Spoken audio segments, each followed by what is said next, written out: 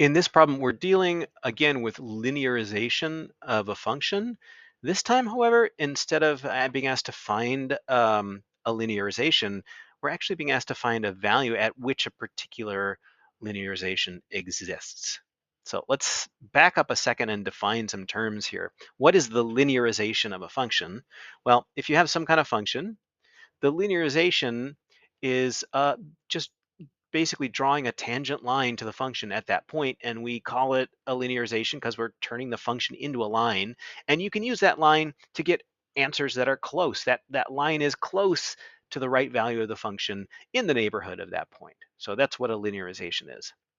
We know a lot about tangents to a function. We can find the slope of that tangent line by taking the derivative.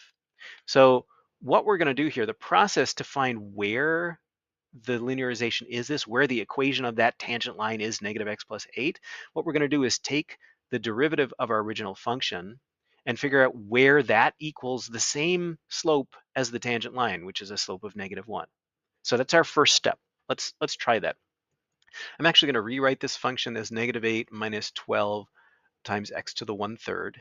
Easier to apply the power rule. That -8, when we take the derivative, it goes away. So that's a 0. And then I've got 1/3 times -12, that's -4. And then I lower the power by 1, and I get x to the -2/3. Might want to rewrite that as -4 over the cube root of x squared. This is our derivative. We want to set that equal to 1 to find out where it has the same slope as the tangent line. So if we set this equal to 1, sorry, -1, we can do a little multiplying and dividing to get cube root of x squared equals 4. And then if you cube both sides, you get x squared equals 64. And if you take the square root, you get x equals positive and -8. So we've got two values here, and it says there is a unique value. So one of these is going to work and one of them isn't. How are we going to tell? Well, that value, it's going to have to be on the line and on the function. So let's take the first one. Let's take +8 and figure out what the coordinates are on the function. So if I've got an x coordinate of 8, and if I put in 8 here, cube root of 2, that's a -20. So -8 minus 24, so -32.